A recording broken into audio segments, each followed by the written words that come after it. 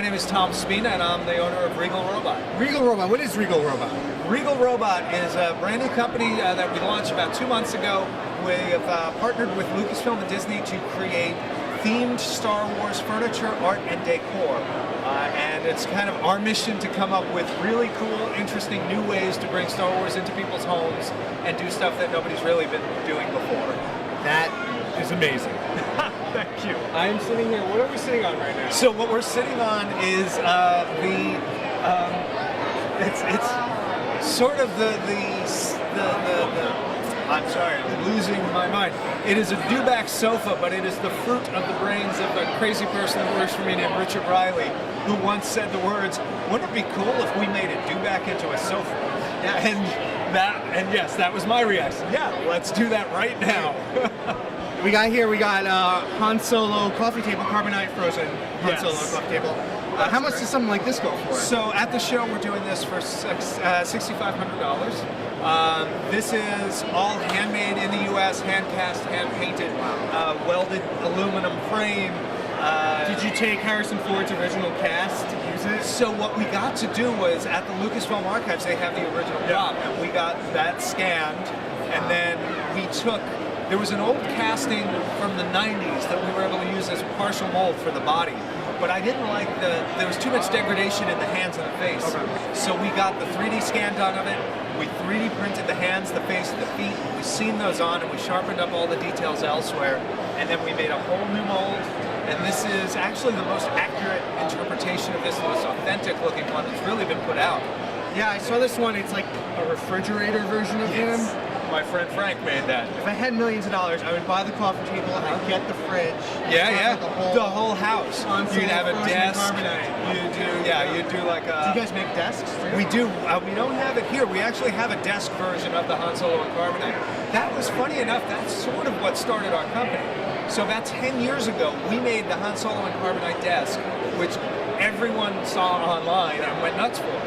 And we sort of kept in the back of our mind this idea of like, well, maybe someday we'll do something with that. We were making creatures and doing that sort of work. We're effects guys, creature guys, we're sculptors.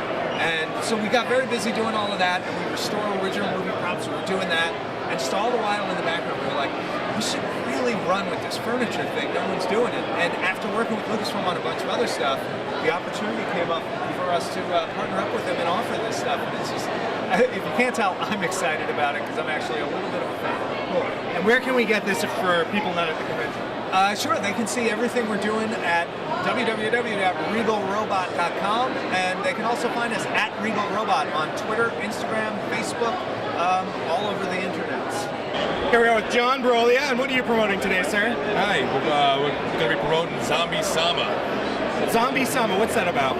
Zombie Sama is about a sushi delivery boy named Jim who lives out in Bayport, Long Island. And during the zombie apocalypse, he heads out to go save his ex-girlfriend, who just left him for the rich, cool guy in the neighborhood. But he takes it upon himself to go out and save her. So he grabs the samurai sword off out of the sushi store, from above the cash register, and he heads out, slicing and dicing his way through Bayport, New York. So this is kind of like any kind of guy who's recently been dumped, kind of like dream is they want to go back and like prove that they're the better guy than who they got left for. Exactly. So is this kind of an allegory of maybe someone's real life? I think Billy Tucci's the writer, so it's probably his life, I want to say. It's, Billy came up with the story, and it's just like one of those fun stories that, it was the first book we ever did together. So it's been about 10 years, so I felt like it was time for a reboot. And I had written a second story and a third installment, so we wanted to redo the first one so we can move forward with the next two and expand on the character. Have a lot of fun with it. So what's the process you go into, like coming up with your character designs? So far, we work together. He gives me a script. I go off his descriptions, stuff like that, and then a lot of research, a lot of Google image. Like you ever think of like, oh, I need like a guy who's a huge jerk? Do you think of it like people you know, or do you just think of people you? Tons of jerks. There's jerks everywhere, man. You look around and find jerks. Now, it's a stereotypical jock jerk. We went with that. We wanted to make the book, with all the stereotypes you could possibly throw in there. Okay. Yeah. Thank you. And where can we find this if we're not at the convention? It will be on Kickstarter end of August.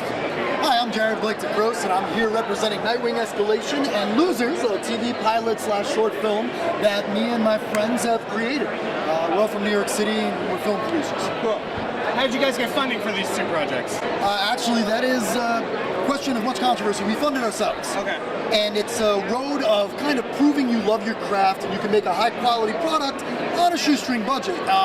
But we've really gotten a lot of accolades to the effect that we've been doing that. So far, we're happy with it. So you say it's a TV pilot. Where have you been shopping it around?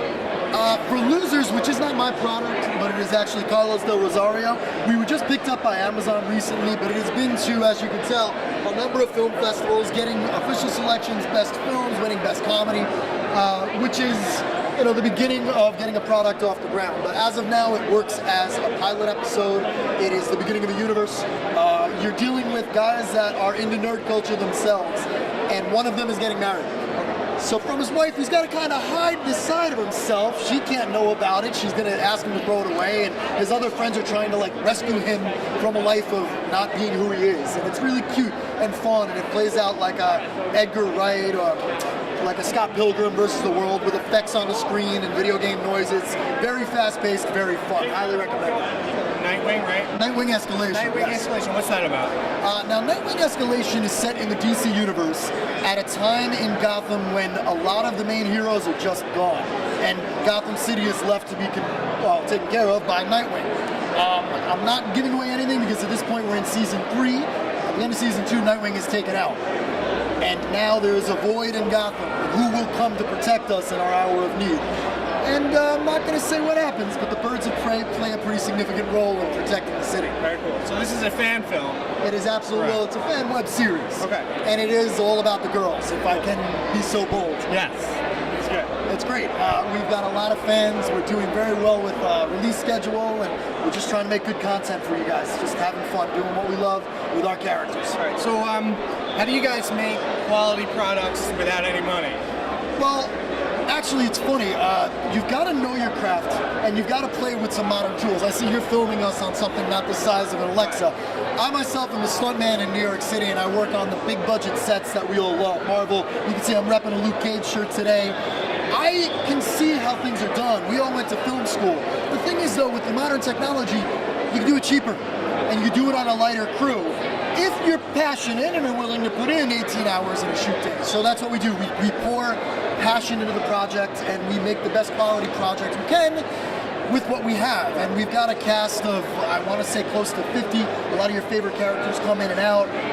A lot of the behind-the-scenes stuff happens. You still get plenty of action. We're doing what we can to bring our world to the fans.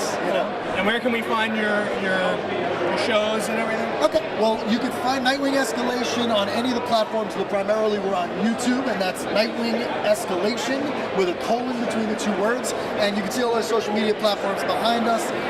The showrunner is Alex Valderrama, and he's the Batman at Instagram.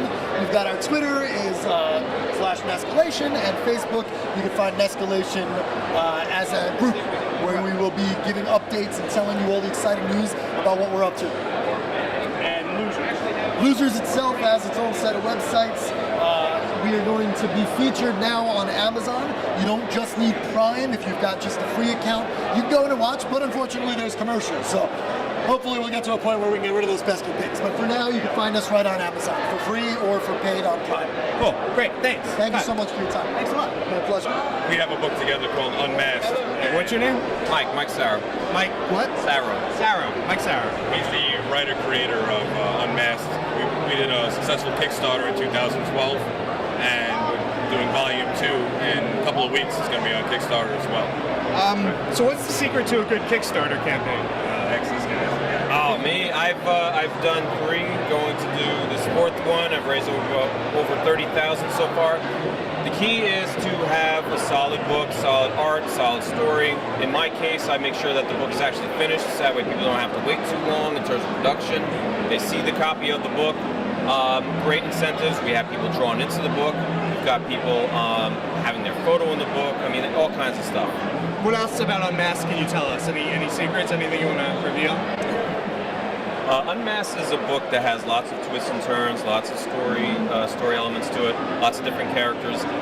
This next volume, I can't talk about it. I can't even show 2/3 of the book because there's so much spoilery stuff that's happening in it.